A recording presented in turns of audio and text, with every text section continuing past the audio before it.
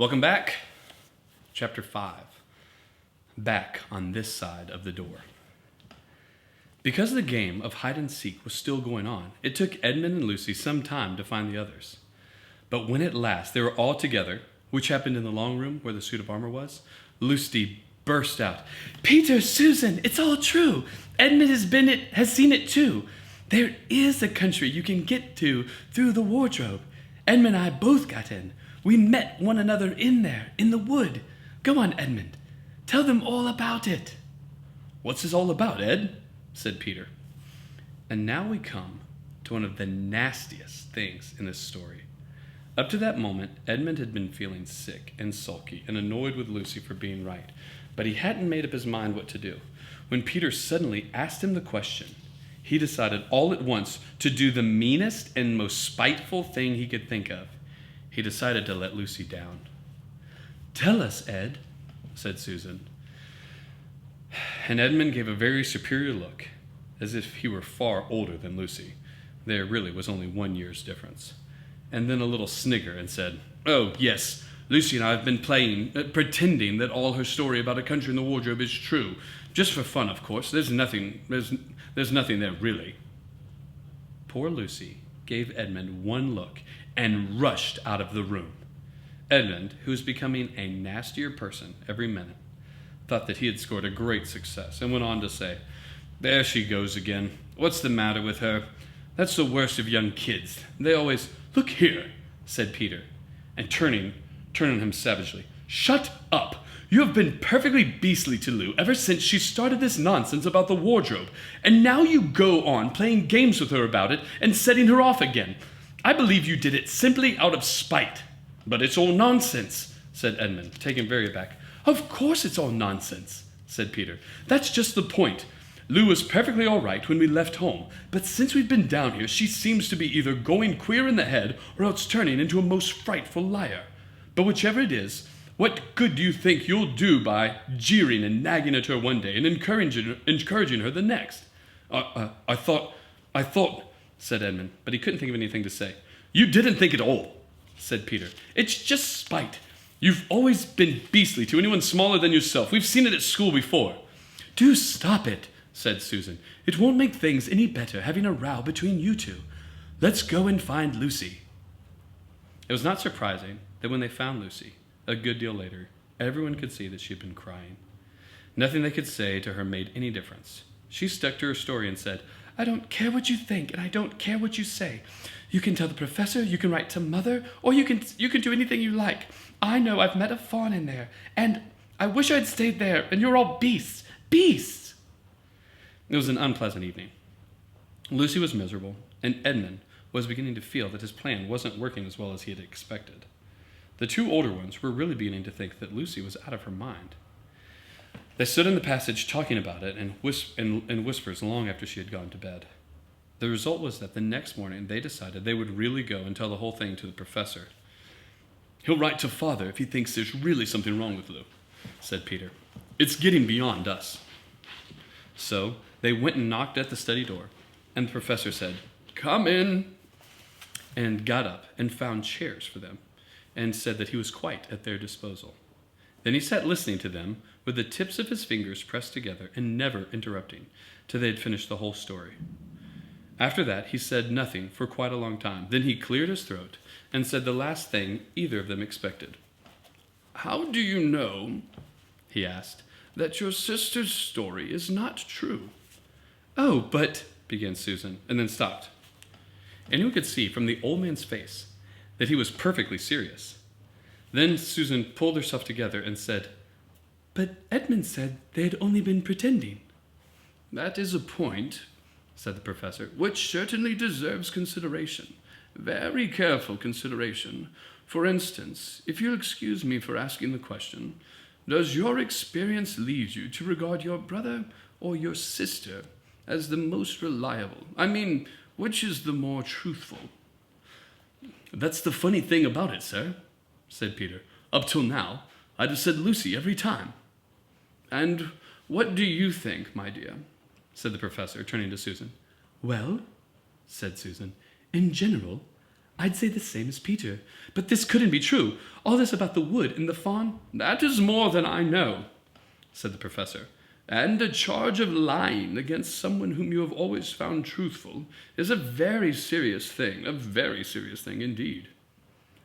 We were afraid it mightn't even be lying, said Susan.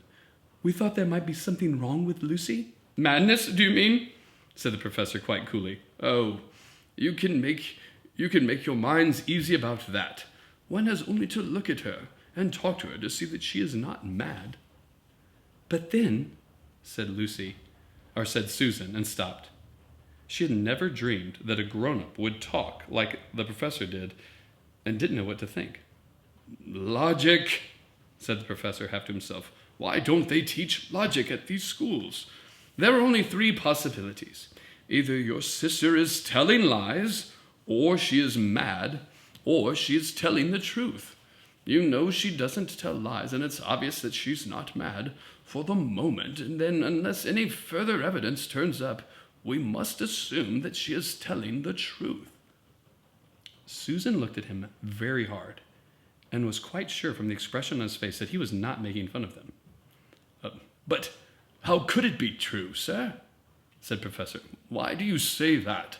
Said the professor. Well, for one thing, said Peter, if it was real, why doesn't everyone find this country every time they go to the wardrobe? I mean, there was nothing there when we looked. Even Lucy didn't pretend there was. What has that to do with it? Said the professor. Well, sir, if things are real, they're there all the time. Are they? Said the professor, and Peter did not quite know what to say. But there was no time, said Susan. Lucy had had no time to have gone anywhere, and then, if there was such a place, she came running after us the very moment we were out of the room. It was less than a minute, and she pretended to have been away for hours. That's the very thing that makes her story so likely to be true, said the professor. If there really is a door in this house that leads to some other world, and I should warn you that this is a very strange house, and even I know very little about it. If I say she has got into another world, I should not be surprised to find that the other world has a separate time of its own, so that however long you stayed in there, it would never take up any of our time. On the other hand, I don't think many girls of her age would invent that idea for themselves. If she had been pretending, she would have hidden for a reasonable time before coming out and telling her story. But do you really mean, sir, said Peter, that there could be other worlds all over the place just round the corner like that? Nothing is more probable, said the professor, taking his spectacles off and beginning to polish them, while he muttered to himself, I wonder what they do teach at these schools. But what are we to do? Said Susan. She felt that the conversation was beginning to get off the point. My dear young lady, said the professor, suddenly looking up with a very sharp expression at both of them, there is one plan which no one has yet suggested and which is well worth trying. What's that?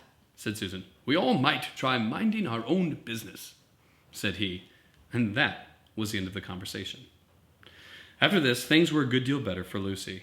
Peter saw to it that Edmund stopped jeering at her, and neither she nor anyone else felt inclined to talk about the wardrobe at all. It had become a rather alarming subject, and so for a time it looked as if all the adventures were coming to an end. But that was not to be. This house of the professor's, which even he knew so little about, was so old and famous that people from all over England used to come and ask permission to see over it. It was the sort of house that is mentioned in guidebooks and even in histories.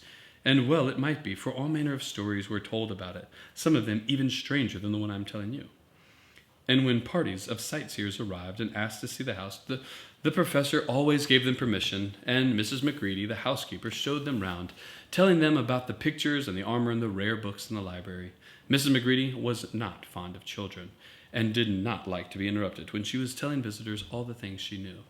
She had said to Susan and Peter, almost on the first morning, along with a good many other instructions, "And please remember, when you're to keep out of the way whenever I'm taking a party over the house." Just as if any of us would want to waste half the morning trailing around with a crowd of strange grown-ups, said Edmund, and the other 3 thought the same. That was how the adventures began for a second time. A few mornings later, Peter and Edmund were looking at the suit of armor and wondering if they could take it to bits when the two girls rushed into the room and said, "Look out! Here comes the McCready and a whole gang with her." "Sharp's the word," said Peter, and all four made off through the door at the far end of the room. But when they had gotten to the green room and beyond it, into the library, then they suddenly heard voices ahead of them and realized that Mrs. McCready must be bringing her party of sightseers up from the back stairs instead of up the front stairs as they had expected. And after that, whether it was they lost their heads or that Mrs. McCready was trying to catch them, or that some magic in the house had come to life and was chasing them into Narnia, they seemed to find themselves being followed everywhere until at last Susan said, "Oh, bother the trippers. Here, let's get into the wardrobe room till they've passed. No one will follow us in there." But the moment they were inside, they heard voices in the passage and then someone fumbling at the door, and then they saw the handle turning. "Quick!" said Peter. "There's nowhere else," and flung open the wardrobe. All four of them bundled inside it and sat there panting in the dark. Peter held the door closed but did not shut it, for of course he remembered, as every sensible person does, that you should never, never shut yourself up in a wardrobe. All right, so chapter 4.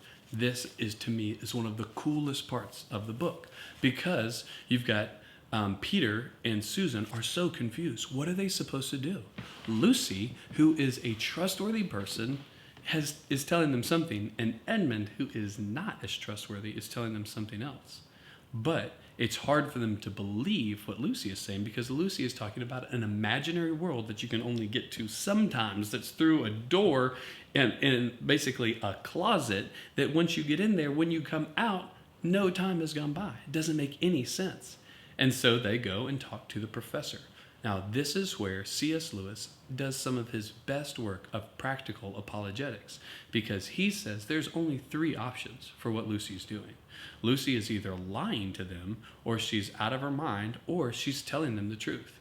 And they know that she's not a liar, and they know that she's not out of her mind. So it means that she must be telling the truth.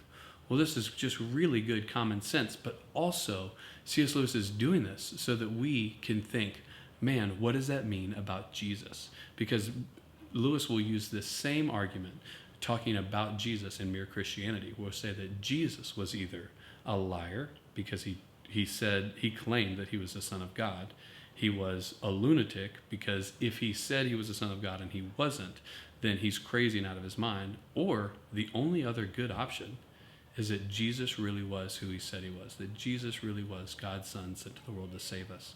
So really cool how he's weaving this in so that we can have these patterns in our brain, especially young people can have these patterns in their brain so they know what they need to do with Jesus. All right, so that's chapter 4. No, that was chapter 5, and we'll come back chapter 6 tomorrow night.